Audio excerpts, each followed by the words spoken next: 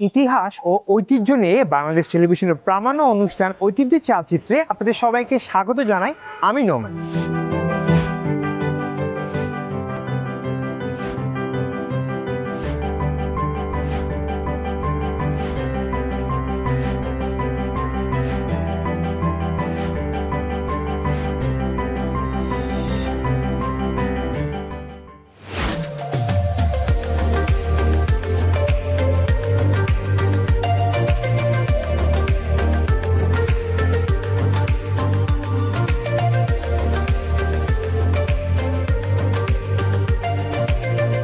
কাঁসা পিতল বাঙালির ঐতিহ্যের অমলিন অধ্যায়। এই শিল্প একসময় গৃহস্থলীর প্রয়োজনীয়তা পূরণ করলেও এখন তা হারিয়ে যাচ্ছে।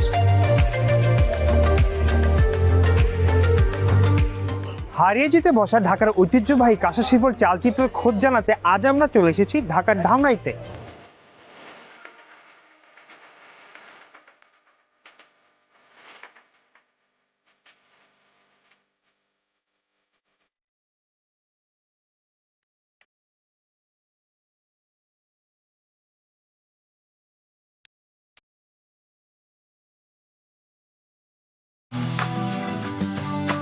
টিন ও তামার সংমিশ্রণে তৈরি একটি মিশ্র ধাতু হচ্ছে কাঁসা।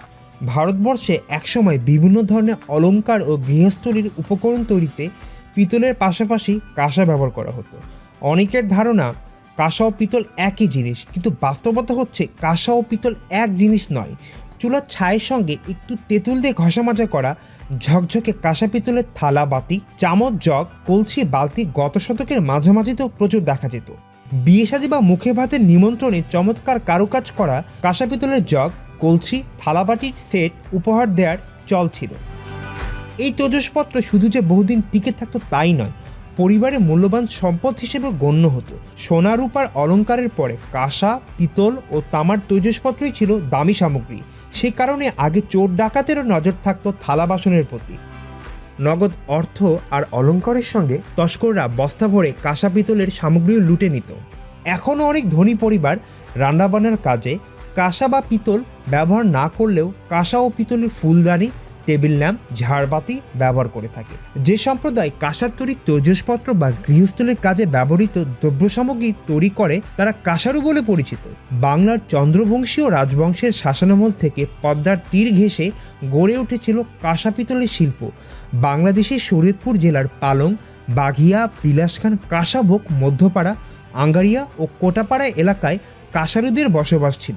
বর্তমানে ধামরাইয়ের ভাকুরতা গ্রামের ছোট ছোট কারখানায় কাঁসা পিতলের গয়না তৈরি হয়। তবে ক্রমবর্ধমান প্লাস্টিকজাত দ্রব্যের বহুল প্রচলন ও কম মূল্যের কারণে কাঁসার তৈরি দ্রব্যের ব্যবসা কঠিন হয়ে পড়েছে।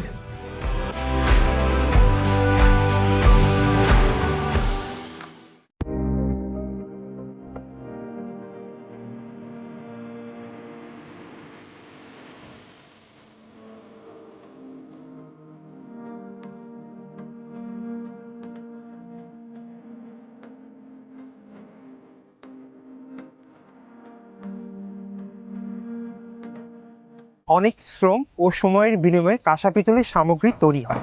দক্ষতার সংশ্লেষ থাকা সত্ত্বেও এই শিল্পের মজুরি বেশ কম, তাই কাঁসার দক্ষ কারিগর হয়ে যায় ধান কাটার শ্রমিক বা রিকশাওয়ালা। অথচ বিশ্বব্যাপী ধামরাইয়ের কাঁসা পিতলের সামগ্রীর রয়েছে ব্যাপক চাহিদা।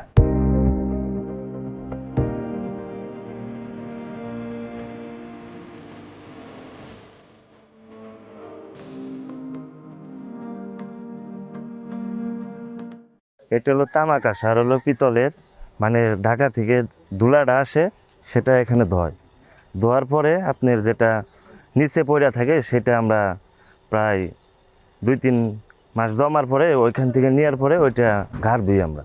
ওইটাই থেকে আপনার পিতল বের হয়। ওইটা ঢেকি দিয়ে পারানোর পরে আপনার হলো এক ধুইতে হয়। ধুইলে পরে আপনার ঢেকি দিয়ে পারানোর পরে আপনার পরে ঝাত হয়, মানে ওইটা আপনার ওইখানে আপনার পিতল গালিয়ালা। 5 জনে আপনার কাজ করলে 30 কেজি মাল টিকে। এক দিনই 4000 টাকা বিল আসে, 800 টাকা রোজ। আমার বাপ দাদার কালানে তারা কি করছে, তাদের মানে দেখতে দেখতে মানে শিখা হয়েছে। আমি কিছুদিন আগে আপনার বাটির কাজ ছিলাম, মানে পিতলের মাল গালাইতাম, পরে সেটা চাইরা আবার এখানে এসেছি। প্রায় আমাদের এলাকায় মানে ধোয়ার লোক প্রায় 100-র উপরে আছে।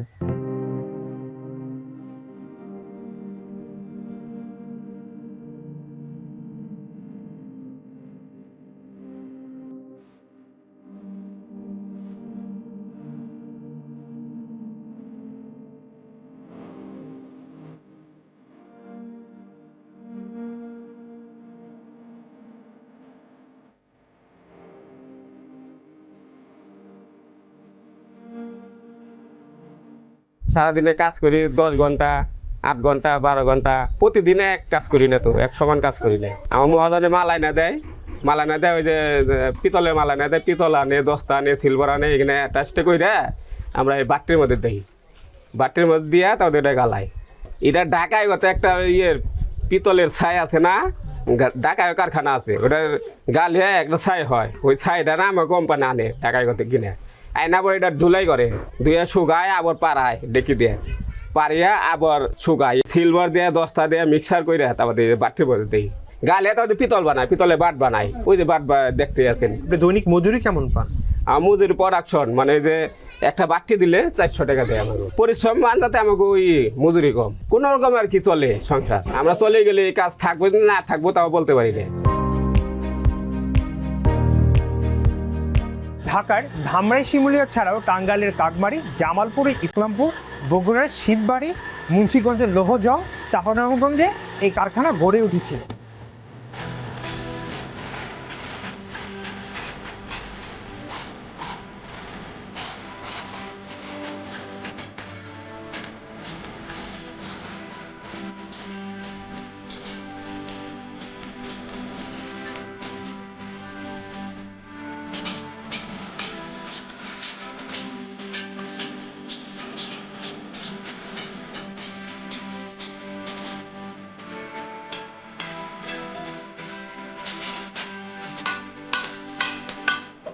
কাকা এটা কি করতেছেন? এই হাতুড়ি দিয়ে এখানে যে বানাচ্ছেন? মারা তো হতো আচ্ছা, মাঠ বানাইছি, কাশি মাঠ বানাইছি, এটা কি পূজায় ব্যবহার করা হয়? পূজায় ব্যবহার ও, করে মানে কাঁসা। কাজ। আচ্ছা, কত সময় লাগে এটা করতে? এই বাইরেতে যা সময় লাগে বাইরেতে হারা কাম করতে, তাতে আমাকে পোষায় না তো। পোষায় না? কারণ 2-4টা দোকান আছে, মনে করেন যে পুরিনা কারিগর যেখানে আছে সেইখানে দোকান চলবার না। কয় টাকা বিক্রি করেন একটা? 1000 টাকা কেজি বিক্রি হয়। 1000 টাকার কেজি। এটা কি আপনি যে বাজারে বিক্রি করেন না তারা ক্রেতারাই আপনার কাছে আসে? এটা মনে করেন যে মহাজনে নিয়ে মুকামে দেয়। আপনি জন্মের পর থেকেই তো এই পেশায় নাকি? এই একটা পেশায় ছিলেন না আরো অন্য কোথাও ছিলেন? অন্য কোথাও মনে করেন যে অন্য কাজ করছি, ভুটমুট চালাইছি, সেলুমতো চালাইছি। আচ্ছা, খালি এক কাজ করে তো চলে না। আপনি কি অন্য কোনো পেশায় যেতে চান? যেহেতু এখানে তো মজুরি খুবই কম, অন্য কোনো পেশায় কি যাবেন এমন কি পরিকল্পনা আছে? না, আর কোনো পরিকল্পনা নাই, মানে এই পেশায় থেকে এই যাবেন? পেশায় শেষ।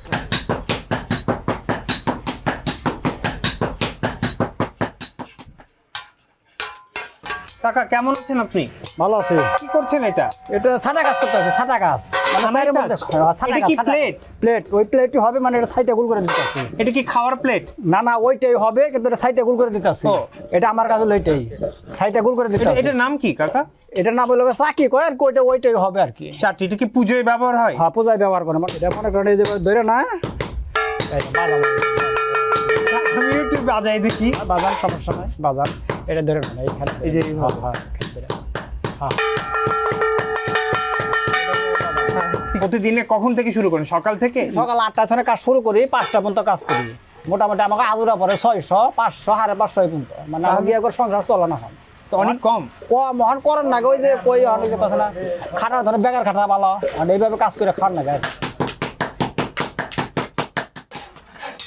না লাটকি ছিল তখন, ওই আগে থাকতে আইতাম, ওই একটু ওই কাজ করতাম, করতে করতে শিখে গেছি, শিখতে শিখতে এই পর্যন্ত আইছি।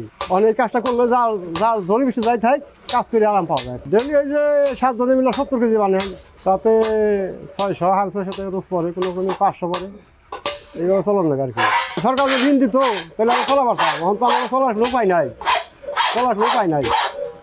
তাহলে যে খালি আহি ওই ডাল বাচ্চাটা খেয়ে চলন যায় আর কি। দৈনিক কত ঘন্টা কাজ করে? 3.5 পর্যন্ত আমার বলার লাগে, যে পর্যন্ত আমার 60 কেজি না হইব ওই পর্যন্ত আমার বলানি নেবো, এই বই থাকা নেবো। তারপরে এই যে মনে করেন আমি বানিয়ে দেবো, ইয়ার এই যে হাইরে হালাবে, পরে আবার আমি এনে যাই আবার এনে ঘুম হ্যারে উঠিয়ে দেবো, দিয়ে হ্যাঁ চাষ বাজে বোগা আমার মাঠন নেবো আবার। কাজগুলো তো অনেক কষ্টের, তাহলে কষ্ট মানে ইয়ার মতো কষ্ট আবার আর হয় না। ঘেমেও যাচ্ছেন। আমি কাজটা করবো প্রায় 46-47 বছর ধরে। 46-47 বছর? স্বাধীন হয়েছে কবে দেশ? সে 71-এ। তারপরে শনি আমি কাম নিয়েছি। প্রায় আমাদের বাংলাদেশের সমান আপনার এই কাজের বয়স। পরিবারের কি আর কেউ জড়িত এই কাজের সাথে? না, আর কি আমরা 2 ভাই জড়িত, আর কেউ জড়িত না। আপনার ছেলে মেয়ে কেউ নাই? না, ছেলে মানে মেয়ে- এই কাজে আসেনি ছেলে মেয়ে কেউ? আনি না, এই কাজে আনলে পুরো ভাত খাইয়া পাবে না। তার মানে এটা অনেক মজুরি অনেক কম এখানে। অনেক কম, মানে আমরা সপ্তাহে মনে করেন 3,500 4,000 টাকা পাই, টাইনা টাইনা খুব কষ্ট করে। বর্তমানে অনেক জিনিসটা বেশিরভাগ ইন্ডিয়া ছিল, ভারতে মানে বাংলাদেশ ছিলইতেছে, যার জন্য আমরা ধরা খেয়ে গেছি। এই শিমুলা ধামরাই থানা যা ওর আগে সাভার থানা আশুলিয়া থানা দইটাই মনে করেন আমরা একবার বসে গেছি।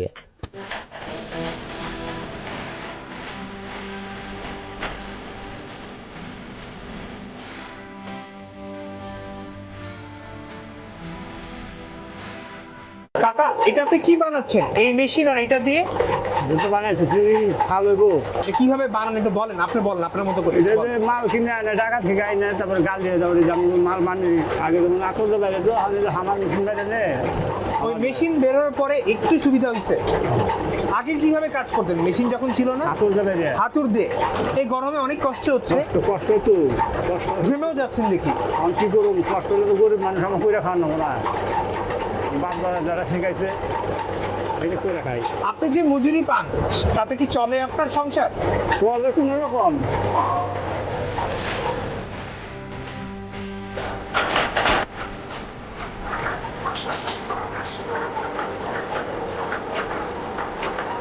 কাকা, এটা কি করলেন আপনি এই যে এখন মেশিন থেকে?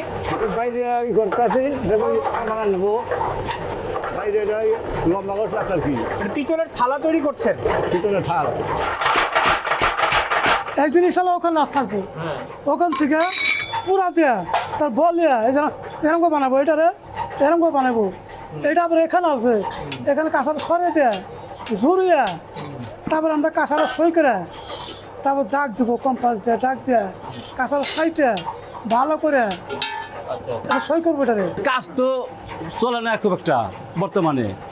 ধরেন স্টিল বাড়িছে, শিল্প বাড়িছে, নানান পদ্ধতি মাল বাড়িনে এই কাজটা একটু কম চলে। 1 কেজি মাল 2500 টাকা দাম কাঁচা মালটা, আর 1 কেজি পিতল এলো 1200 টাকা নতুন মাল। ধরেন আমরা বাড়িতে কারখানা দিই, ধরেন 5-7 জন 8 জন থাকবো, ওই তাদের আমারও দিয়ে তারা চলবো। আমরা এই 30-35 বছর ধরে তামাক গাছা কারখানা কাজ করতেছি। আমরা এই কাজটা করবো হচ্ছে প্রোডাকশনে। এই কাজটা জিনিস ছিল আগে 200-250 টাকা, এখন দাম হয়ে গেছে স্টিল এখনে সিলভার যখনে। আগে যেমন মাইটা হারি আসাম, হাঙ্কি টাঙ্কি আসাল, এখন গেল স্টিল, স্টিল থেকে গেল সিলভার, সিলভার থেকে তামাক গাছের একটা খাল কিনে গেলে নাগে 2200-2500, আর পিতল তাল কিনে গেলে নাগে 1000-1200, আর স্টিল 200 টাকা দিয়ে পাওয়া যায় সুন্দর। এতে এই জন্য কাজটা গেল। মনে করেন আগে টলার মলার থেকে ভাঙ্গে থেকে আনছে দিছে, আমরা প্রচুর পাইছি, কাজ টাজ করছি, অন্তে সেই মালটা নাই। মানুষের কাছে ভাঙ্গা ভঙ্গা কয়টা আছে, কেড়ে কেড়ে বেছে, কেড়ে কেড়ে বেছে না। এতে এই মাল দিয়ে আমরা এই মাল তৈরি করে কোনো রকম সংসার চালাইতেছি।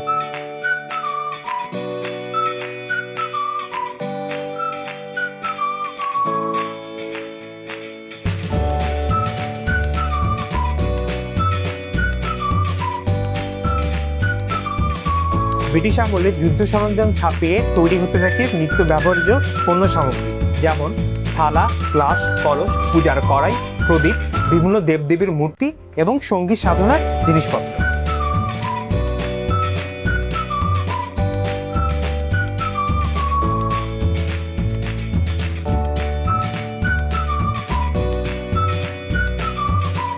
আপনি এই ব্যবসায় কতদিন ধরে জড়িত?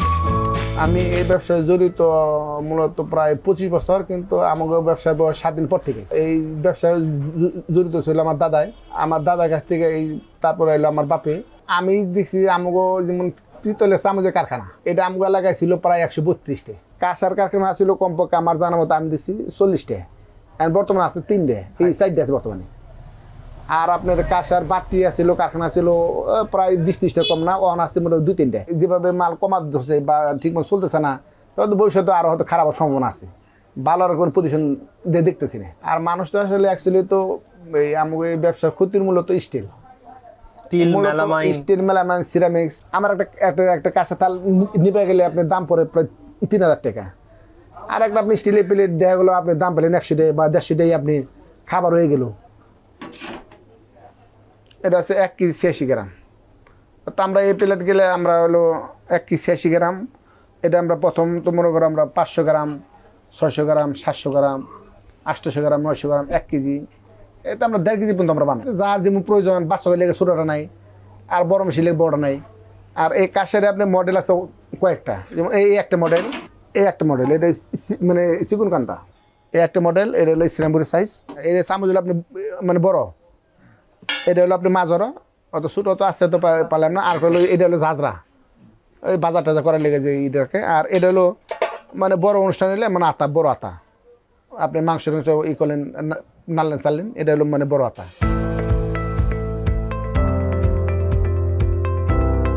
শুধু পুঁজির যোগানে এই শিল্প এগিয়ে যাওয়ার জন্য যথেষ্ট নয়, ক্রেতাদের রুচির বিষয়টিও এখানে বেশ জরুরি। এই ঐতিহ্য ধরে রাখতে ক্রেতার আগ্রহ কাঁসা শিল্প প্রসারে ব্যাপক ভূমিকা রাখবে।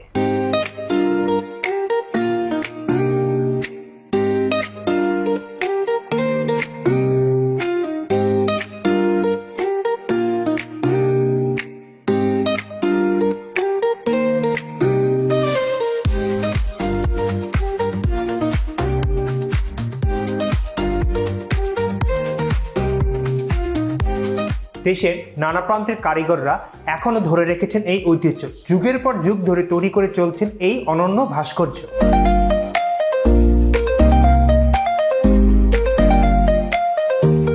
লস্ট ওয়ার্কস পদ্ধতিতে তৈরি প্রতিটি ভাস্কর্যই যেন শিল্পীর আত্মার ছোঁয়া পায়।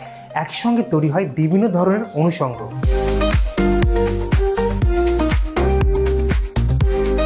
আমরা মূলত প্রথম মোম দিয়ে কাজ করি। যে কোনো একটা আপনার ডিজাইন দিবেন, আমরা সেটাকে প্রথমে মোম দিয়ে তৈরি করব। এটা যেমন একটা বুদ্ধ মূর্তি, এটাকে আমরা শুরুতে মোম দিয়ে বানাইতেছি। এটা কমপ্লিট হয়ে গেলে এটাকে 3টা লেয়ারের মাটি দেব। মাটি হয়ে গেলে এটা একটা মোল্ড হয়ে গেল। আমরা এইভাবে করে 2টা রানার দেব, এটার চারদিকে মাটি দেব, মাথাটা শুধু বের করে রাখবো। যখন আমরা ওভেনে দেবো ঠিক এভাবে রাখবো। আগুনে হিটে মোমটা গলে এদিক দিয়ে বেরিয়ে আসবে, শ্বাসটা আগুনে পুড়ে যাবে।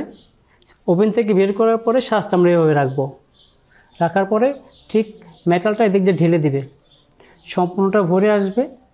মাটিটা ঠান্ডা হয়ে গেলে মাটিটা ভেঙে মেটাল পিসটা বের করে নিয়ে আসবো। আপনার একটা থেকে আপনাদের একটা মূর্তি হবে, এটা দ্বিতীয়বার ব্যবহার করতে পারবেন না। এই জন্য আমাদেরটা সম্পূর্ণ ফ্রি হ্যান্ডে কাজ করি আমরা। আমার পরবর্তী প্রজন্ম এই কাজ করবে না, আপনি চাইলেও কারিগর পাবেন না। কেন পাবেন না? ভবিষ্যৎ নাই। যদি এই কাজে ভবিষ্যৎ থাকতো, এমন একটা শিল্প কে না চায় শিল্পী হতে। শুধু ভবিষ্যৎ নাই দেখে এগুলো কেউ আগায় না। আমি তো আমার সন্তানকে কখনো কাজ দেবো না, কারণ আমি তো নিজে একটু কষ্ট করে চলতেছি।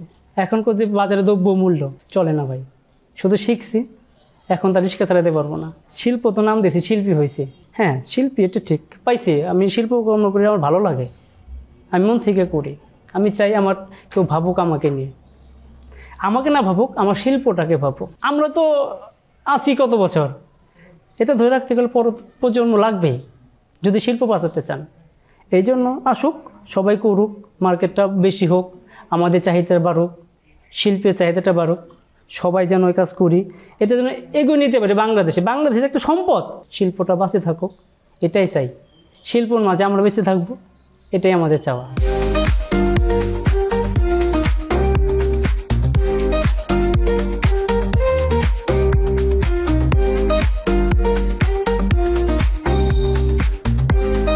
বিভিন্ন দেশের বিভিন্ন দূতাবাস তাদের নিজস্ব পণ্য ও ঐতিহ্যকে তুলে ধরলেও আমাদের দেশের দূতাবাস এই ব্যাপারে বেশ উদাসীন। অবশ্য সরকার শুধু এই খাতে ভর্তুকি দিলেই চলবে না, জনগণকেও এগিয়ে আসতে হবে, কাঁসা শিল্পের ব্যবহার বাড়াতে হবে, তবেই বাঁচবে আমাদের এই শিল্প।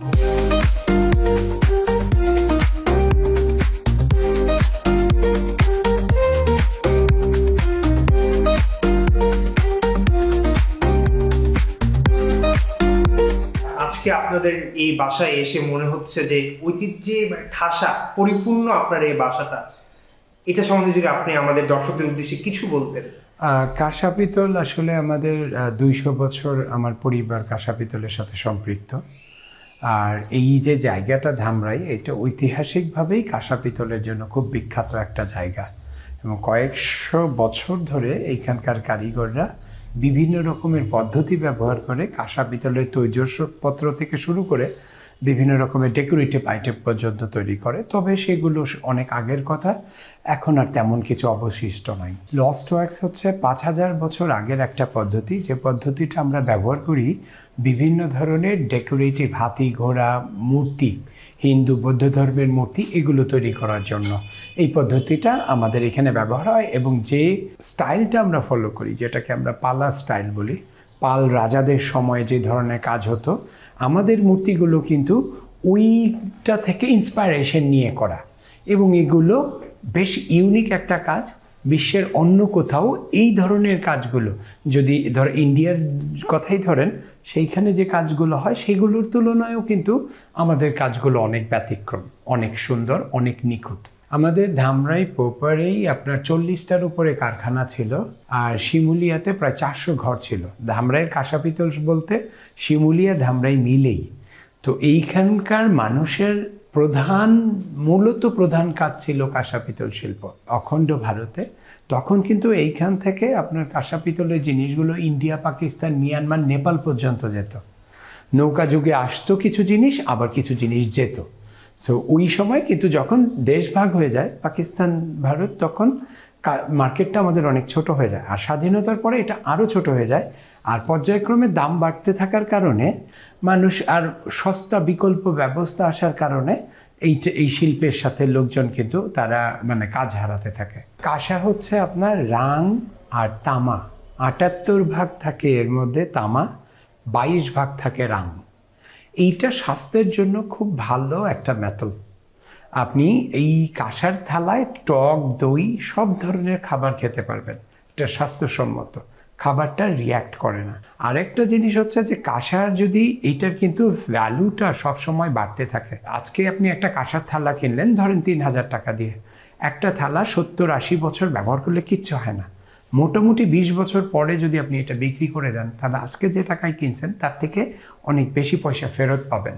সো এটা রিসেল ভ্যালু কিন্তু অলওয়েজ হাই। আমাদের উদাসীনতায়, আমাদের জ্ঞানের অভাবে, আমাদের ঐতিহ্য ধরে রাখার ব্যাপারে একটু অবহেলা, অসচেতনতার কারণে এই শিল্পটা খুব দ্রুত হারিয়ে যাচ্ছে।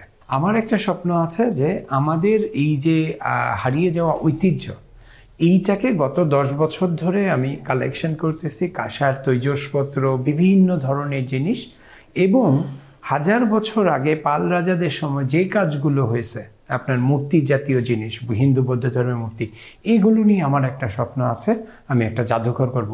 শিল্পটা যদি টিকে নাও থাকে, এটা খুব ইম্পর্ট্যান্ট যে আমাদের নেক্সট জেনারেশন যারা, তারা আমাদের ইতিহাস ঐতিহ্য সম্পর্কে জানতে এগুলোর কাছাকাছি আসে এবং বুঝতে পারে যে এটা কত রিচ ছিল এক সময়। আমাদের যে ঐতিহ্যবাহী শিল্পগুলো আছে, শুধু কাঁসা পিতল না, ধরেন আমাদের বেত শিল্প, আমাদের তাঁত শিল্প, অন্যান্য শিল্প, এই শিল্পের যারা পায়োনিয়ার আছে অথবা যারা যারা কাজ করতেছে, তাদের যদি আপনার ওইভাবে করে একটু সম্মান দেওয়া যায়, যদি মনে করেন কিন্তু আর্থিক সহায়তা করা যায়, তাহলে পরে নিশ্চিতভাবে এরা আরও অনুপ্রাণিত হবে, এই কাজগুলো আরও ভালো করে করতে চাইবে।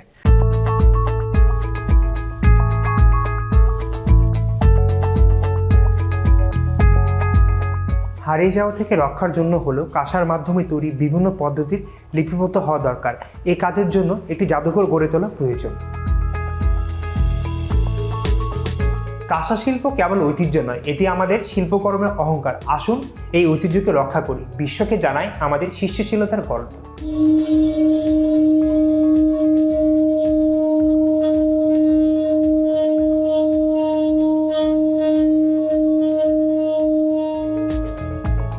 প্রিয় দর্শক, সময় হলো কাঁসা পিতলের নগরী ধামরাই থেকে বিদায় নেওয়া। আবারও দেখা হবে বাংলাদেশের কোনো ঐতিহ্যবাহী শহরে ঐতিহ্যের চালচিত্র নিয়ে। সে পর্যন্ত আপনারা সবাই ভালো থাকুন। খোদা হাফেজ।